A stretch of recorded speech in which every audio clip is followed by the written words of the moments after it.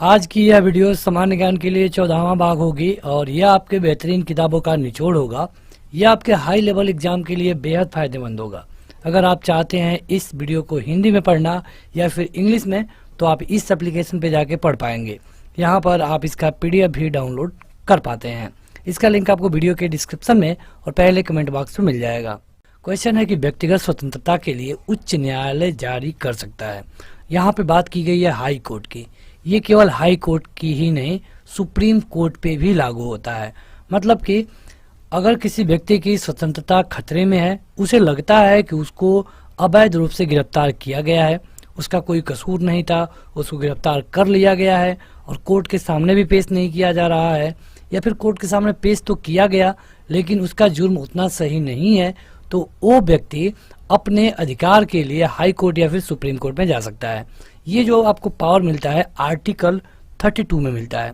ये क्वेश्चन काफी महत्वपूर्ण है। आर्टिकल 32 में आपको 5 तरह के अधिकार मिलते हैं, जिसमें से पहला है हैबियस कॉर्पस। मतलब कि ये इसमें होता है ये कि वो व्यक्ति प्रार्थना करता है उच्च न्यायालय से या फिर सुप्रीम कोर्ट से कि हमें अवैध रूप से कैद करके रखा गया है, और यहाँ पे जो कोर्ट है वो कहता है कि अगर इसे अब तक कोर्ट में पेश नहीं किया गया तो तुरंत इसे संबंधित कोर्ट में पेश करिए ताकि इनके मामले पे आगे सुनवाई हो सके। इसके अलावा जो अगला आदेश होता है, अगला जो अधिकार मिलता है, ये होता है परमादेश का। परमादेश में क्या होता है, ये तब जारी किया जाता है जब कोई सरकारी नौकरी वाला व्यक्ति, कोई नेता अपने अधिकार का वहन नहीं कर रहा है। वैसे आप नेता पे नहीं कर सकते इसको, कोई भी ऐसा व्यक्ति जो कि जिम्मेदार है, जिसकी मतलब और उत्तर देने की रिस्पॉन्सिबिलिटी है, वो व्यक्ति अगर काम नहीं कर रहा है तो उसको जो कोर्ट है आदेश जारी करता है। इसके अलावा जो अगला है ये है प्रतिषेध लेख। प्रतिषेध लेख हमेशा सुप्रीम कोर्ट और हाई कोर्ट के द्वारा जारी किए जाते हैं। अगला है उत्प्रेषण, मतलब कि चौथा, और पांचवा है अधिकार परीक्षा। मतलब कि कोई व्यक्ति जब किसी पद पे बैठा होता है और वह उस लायक नहीं है तो कोर्ट को अधिकार है कि वह पूछ सकता है कि आप किस अधिकार से यहाँ पे बैठे हैं। बस आप ये जानिए कि आर्टिकल 32 में आपको 5 तरह के राइट मिलते हैं। यहाँ पे देखिए सही सुमेलन इस प्रकार है। यहाँ पे तो सुमेलित है, परीक्षा में आपसे सुमेलित करवाया जाता है। मौलिक अधिकार ये मिला था 42वें संविधान संशोधन के द्वारा। संसद में मौलिक अधिकार का संशोधन कर सकती है, ये कहा गया केशवानंद भारती केस में। देखिए पहले क्या था कि मौलिक अधिकार में ही प्रॉब्लम आ गई थी। लोगों को ये था कि जब उनका अधिकार है पब्लिक का तो इसमें संशोधन कैसे किया जा सकता है, लेकिन कोर्ट में गया तो कोर्ट ने कहा कि चूंकि यह संविधान का हिस्सा है और संविधान को हम आर्टिकल 368 के तहत संशोधित कर सकते हैं तो इसको भी कर सकते हैं। ये था केशवानंद भारती वाला केस। इंसानों के अनैतिक व्यापार का निषेध, ये आर्टिकल 32 में बताया गया है। मतलब कि आप किसी भी व्यक्ति को बेच नहीं सकते हैं, उसका व्यापार नहीं कर सकते हैं। उपाधियों का निषेध, ये आर्टिकल 18 में कहा गया है। धार्मिक मामलों में आपको स्वतंत्रता होगी, ये आर्टिकल 26 में कहा गया है। अल्पसंख्यक को अपनी भाषा को रखने का अधिकार होगा, ये आर्टिकल 29 में कहा गया है। शिक्षा का अधिकार है आर्टिकल 21A में। ये जो सारे आर्टिकल है ना कहीं आपके परीक्षा में पूछे जा चुके हैं, इसलिए आपको इनको ध्यान देना पड़ेगा। अगला क्वेश्चन है कि संसद को मौलिक अधिकारों में संशोधन करने का अधिकार कब मिला, तो ये मिला केशवानंद भारती वाले विवाद में।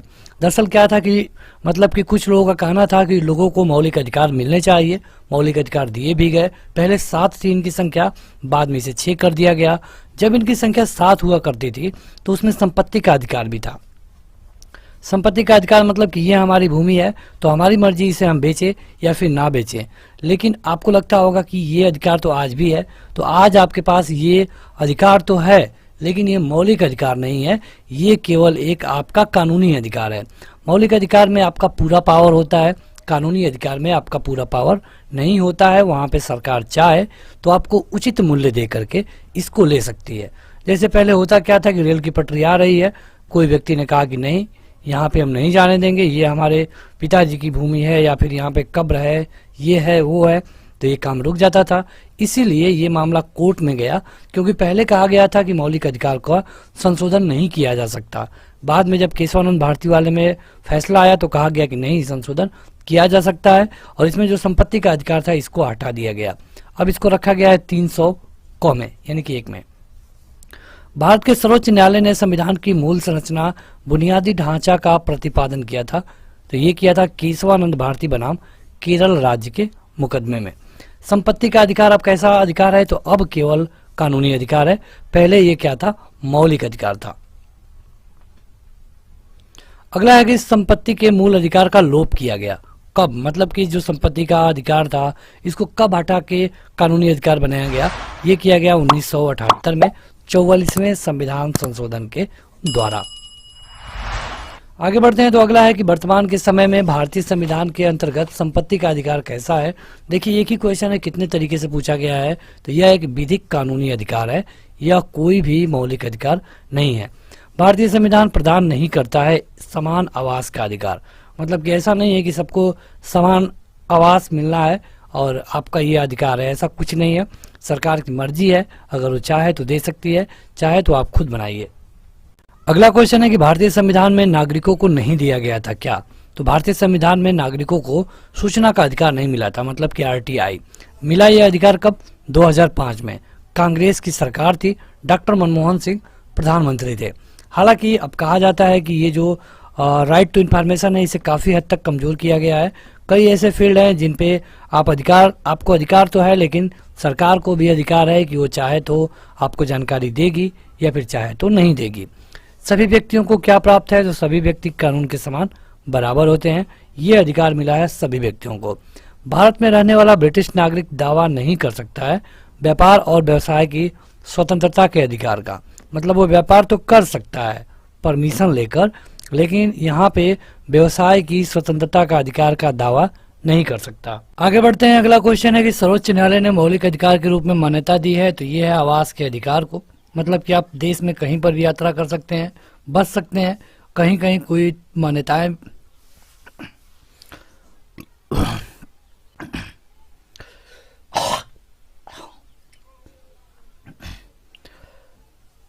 अगला क्वेश्चन है कि सर्वोच्च न्यायालय ने मौलिक अधिकार के रूप में मान्यता दी है। तो ये है आवास का अधिकार और विदेश यात्रा का अधिकार। मतलब कि आप विदेश यात्रा कर सकते हैं और देश में कहीं पर भी बस सकते हैं, घूम सकते हैं। अगला है कि किसी को राष्ट्रीय गीत गाने के लिए बाध्य नहीं किया जा सकता। क्यों? जैसे आप देखते हैं कि भारत में भारत माता की जय या फिर इस तरह के कई सारे ऐसे स्लोगन हैं जिनको लेकर के काफी राजनीति होती है। तो यहाँ पे कहा गया है कि राष्ट्र गीत गाने के लिए बाध्य नहीं किया जा सकता। क्यों? क्योंकि इससे वो व्यक्ति की जो वाक स्वतंत्रता है और अभिव्यक्ति की स्वतंत्रता है इसका उल्लंघन होगा। इसके अलावा जो धर्म के आबाद के रूप में आचरण और प्रचार करने की स्वतंत्रता का उल्लंघन होगा। राष्ट्रीय गीत गाने के लिए किसी को बाध्य करने का कोई भी कानूनी उपबंध नहीं है। मतलब कि अगर वो व्यक्ति चाहे तो गा सकता है, अब ऐसा नहीं है कि जबरदस्ती उससे ये गवाया जाए। विदेशी नागरिकों को क्या प्राप्त नहीं है? तो अभिव्यक्ति की स्वतंत्रता का अधिकार विदेशी नागरिकों को नहीं मिलता है। मतलब कोई विदेशी नागरिक है भारत में आकर के अगर वो चाहे कि उसको अभिव्यक्ति की स्वतंत्रता मिल जाए तो ऐसा बिल्कुल नहीं होता।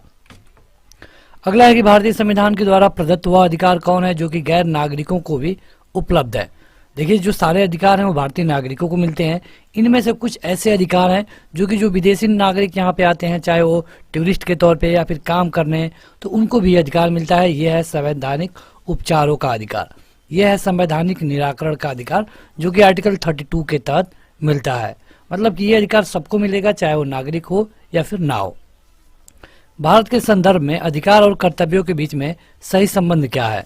तो अधिकार और कर्तव्य साथ सहसंबंधित है।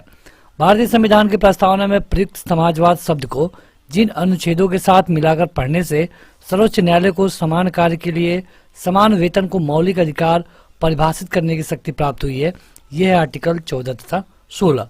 मतलब कि आर्टिकल 14 और 16 में समानता के बारे में बात की गई है, वही कहा गया है इस पूरे क्वेश्चन में। लोक नियोजन के विषय में भारत के सभी नागरिकों को अवसर समानता की प्रत्याभूति प्रदान करता है कौन? तो यह है आर्टिकल 16 का 1 और 16 का 2। मतलब इसमें कहा गया है कि कोई भी राज्य सरकार या केंद्र सरकार किसी व्यक्ति को कोई भी अवसर देते समय उस पर कोई भेदभाव नहीं करेगी, सबको समान अवसर मिलना चाहिए। अगला है कि भारतीय संविधान मान्यता देता है ये धार्मिक और भाषाई अल्पसंख्यक को। कोई अल्पसंख्यक है तो वो अपनी भाषा को बोल सकता है, लिख सकता है, इसका अधिकार संविधान उनको देता है। 6 से 14 साल तक के बच्चों को शिक्षा का अधिकार फ्री में होता है। ये मिलता है आर्टिकल 21A और यह एक मूल अधिकार है। अगर हम बात करें आपातकाल, तो आपातकाल के टाइम पर भी यह सस्पेंड नहीं होता है। भारतीय संविधान में संशोधन करके शिक्षा का अधिकार कब जोड़ा गया, तो ये जोड़ा गया 1 अप्रैल 2010 को। वह अधिकार जो कि राष्ट्रीय आपातकाल के समय में भी समाप्त नहीं होता है, यह है व्यक्तिगत स्वतंत्रता और जीवन का अधिकार। मतलब कि जब भी आपातकाल लगता है तो कई सारे ऐसे अधिकार हैं जो कि समाप्त कर दिए जाते हैं, लेकिन ये दोनों को समाप्त नहीं किया जाता है। अगला क्वेश्चन है कि राज्य 6 से 14 साल तक के सभी बच्चों को निःशुल्क और अनिवार्य शिक्षा देगा, यह कथन है। इसके अलावा जो कारण दिया गया है यह है कि यह प्रजातांत्रिक समाज में शिक्षा का अधिकार मानव अधिकार के रूप में विकास के अधिकार की व्याख्या के लिए अपरिहार्य है। देखिए, इस तरह के क्वेश्चन जब परीक्षा में पूछे जाते हैं तो आपको बताना होता है कि क्या दोनों सही है या फिर इनमें से कौन सही है, और क्या जो कारण है यह कथन की व्याख्या करता है कि नहीं। तो यहाँ पे देखिए, अगर आप देखेंगे पहले वाले को, तो 6 से 14 साल तक के बच्चों को निःशुल्क शिक्षा मिलती है, अनिवार्य है, ये बिल्कुल सही है। और ऐसा शिक्षा के अधिकार के लिए रखा गया है, तो ये भी बिल्कुल सही है। और इसके बारे में जो स्पष्टीकरण है ये कारण दे रहा है। भारतीय संविधान के अनुच्छेद 25 में जो हिंदू शब्द सम्मिलित नहीं करता है, किसके लिए, तो ये है पारसियों को हिंदू में नहीं रखा जाता है। किसी अपराध के अभियुक्त को स्वयं अपने विरुद्ध गवाह बनने के लिए बाध्य नहीं किया जा सकता है। यह प्रावधान कहाँ है, तो यह है आर्टिकल 20 के तीसरे भाग में। जैसे कोई चोरी किया, कोर्ट में गया, तो वहाँ पे आप जज के सामने ये नहीं कह सकते कि कहो तुम कि मतलब हाँ मैंने चोरी किया है। अगर आपके सामने प्रूफ है तो आप लाइए। लेकिन ये काम साइड से होता है, पुलिस करवा लेती है। पुलिस जब थाने में लेती है तो वहाँ पे पीट के ये जुर्म एक्सेप्ट करवा लेती है। हालांकि अगर यही कैदी जाकर के कोर्ट में अपने बयान से हट जाता है तो जो पुलिस के सामने दिया गया बयान होता है वो कोर्ट में लागू नहीं होगा, अगर ये अपने बयान से पलट जाए तो कुल कहने का ये मतलब है कि खुद के विरुद्ध गवाह नहीं बना सकते। अगला है कि विधि की सम्यक प्रक्रिया के सिद्धांत को शामिल किया गया है किसमें, यह है आर्टिकल 21। जब कोई व्यक्ति बंदी बनाया जाता है तो उसको मौलिक अधिकार मिलते हैं। 3 अधिकार मिलते हैं, ये मिलते हैं आर्टिकल 22 में। इसमें यह अधिकार ये मिलता है कि उसको बताना होगा कि हम क्यों आपको अरेस्ट कर रहे हैं। इसके अलावा उसको अपने पसंद के वकील से सलाह लेने की अनुमति होगी, और उस समय जो सजा हो रही होगी उसी के अनुसार उसको सजा मिलेगी। जैसे कि मान लीजिए कोई एक जघन्य अपराध है, कोई एक अपराध जो कि जघन्य है, और अगर हम बात करें 2020 की, इस समय इस जघन्य अपराध का जो सजा है कानून के मुताबिक 14 साल की सजा है।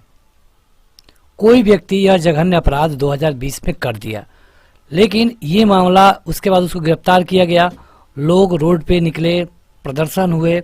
इसके बाद 2020 के 21 में जाकर के एक कानून बना। कानून ये बना कि जो व्यक्ति इस जघन्य अपराध को करेगा उसको मौत की सजा सुनाई जाएगी। अब जो व्यक्ति यहाँ पे सजा कि अपराध किया है, इसका ट्रायल ये तो जेल में है, केस चल रही है, इसको सजा सुनाई गई 2030 में। 10 साल काफ़ी है, क्योंकि भारत में इससे पहले फैसला होता नहीं है, इसके कई सारे कारण हैं। तो जब 2030 में उसको सजा सुनाई जाएगी तो उस समय तो मौत की बात कही जा रही है, लेकिन इसको सजा इसके समय वाले के हिसाब से दिया जाएगा, ना कि इस समय के हिसाब से, क्योंकि उसने जो जुर्म किया उस समय जो सजा थी उस समय जो सजा रखी गई थी उसी के अनुसार उसको सजा दिया जा सकता है। अगला है कि प्रत्यक्ष बंदीकरण अधिनियम निवारण निरोध अधिनियम अनुच्छेद 22 के तहत एक व्यक्ति पर बिना मुकदमा चलाए बंदी बनाया जा सकता है। कितने महीने के लिए, यह 3 महीने के लिए। कई जगह राष्ट्रीय सुरक्षा कानून लगते हैं देश भर में, तो वहाँ पे अगर कोई व्यक्ति लगता है कि ये समाज के लिए ठीक नहीं है, इसको नहीं पकड़ा गया तो कुछ गलत कर देगा, अभी वो जुर्म नहीं किया है, जुर्म करने से पहले आप उसे रोक सकते हैं, 3 महीने के लिए रख सकते हैं।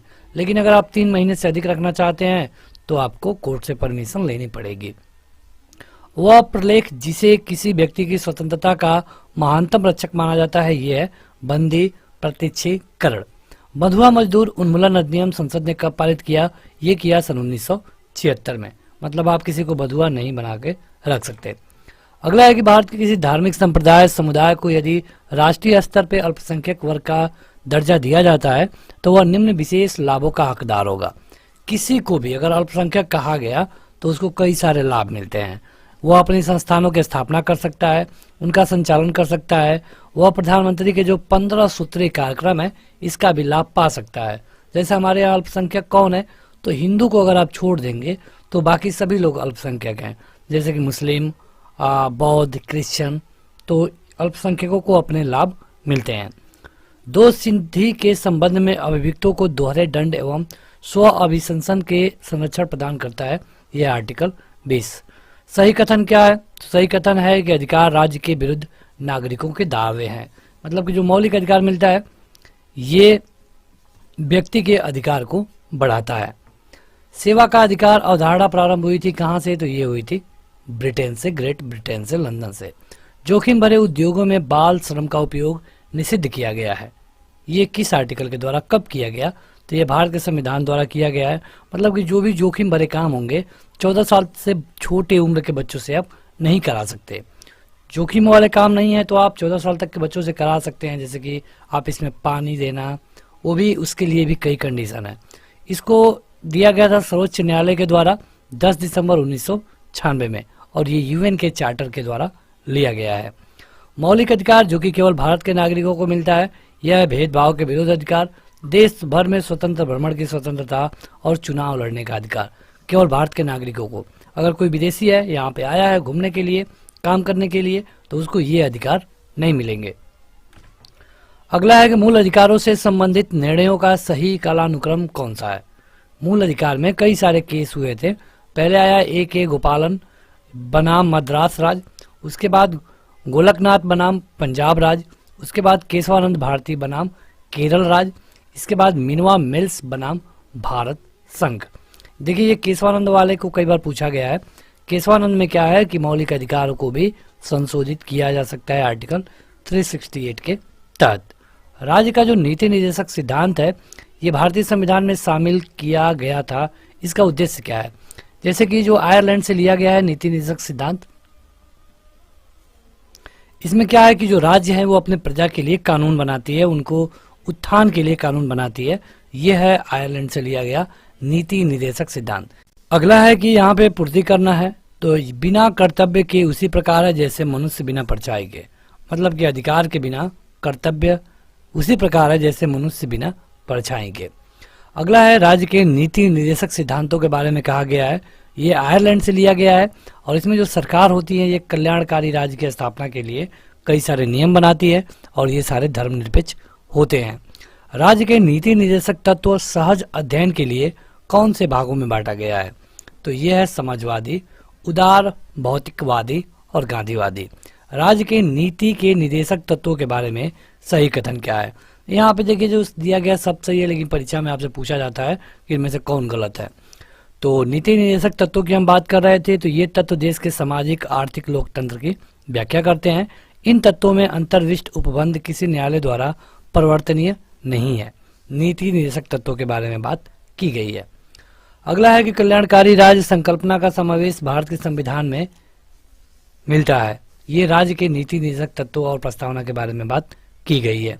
देखिए यहाँ से बस आप एक ही चीज याद रखिए कि जो नीति निर्देशक तत्व होता है हमने आयरलैंड से लिया गया है, और इसमें क्या है कि राज्य सरकार का ये पावर बढ़ता है। इससे राज्य सरकार आपके भलाई के लिए कानून बनाती है। नीति निर्देशक सिद्धांत वाद योग्य नहीं है। मतलब कि नीति निर्देशक सिद्धांत को आप कोर्ट में नहीं ले जा सकते। अगर आपका मौलिक अधिकार हनन हुआ है तो ही आप कोर्ट में जा पाएंगे। भारत के संविधान के अनुसार देश के शासन के लिए आधारभूत क्या है? यह है राज्य का नीति निर्देशक तत्व। समान कार्य के लिए समान वेतन भारत के संविधान में सुनिश्चित किया गया है। ये मिलता है नीति निर्देशक तत्व सिद्धांतों के तहत। अगला है कि भारत में पंचायती राज प्रणाली की व्यवस्था की गई थी। ये भी की गई थी राज्य के नीति निर्देशक तत्वों के तहत। मतलब कि जो राज्य का नीति निर्देशक सिद्धांत होता है उसी में पंचायती राज बताई गई है। पंचायती राज में 3 लेयर की बात की गई है, ग्राम स्तर पे, ब्लॉक स्तर पे और जिला स्तर पे, त्रिस्तरीय। राज्य सरकार ग्राम पंचायतों को संगठित करने के अधिकार देती है किस आर्टिकल के तहत? यह है आर्टिकल 40। मतलब कि आर्टिकल 40 में बताया गया है ग्राम पंचायतों के बारे में। ये राज्य के नीति निर्देशक सिद्धांत के तहत बनता है। यहाँ पे देखिए सही सुमेलन दिया गया है, परीक्षा में आपसे सुमेलित कराया जाता है। अनुच्छेद 40 में क्या है, ग्राम पंचायतों का गठन। 41 में क्या है, कुछ दशाओं में काम, शिक्षा और लोक सहायता पाने का अधिकार। 44 में क्या है, नागरिकों के लिए समान नागरिक संहिता। 48 में क्या है, कृषि एवं पशुपालन का गठन। तो बस आज के इस वीडियो में इतना ही। वीडियो को लाइक करने के साथ इस ऐप पे जाके PDF डाउनलोड कर पाएंगे। इस ऐप का लिंक वीडियो के डिस्क्रिप्शन में और पहले कमेंट बॉक्स में मिल जाएगा। Thank you.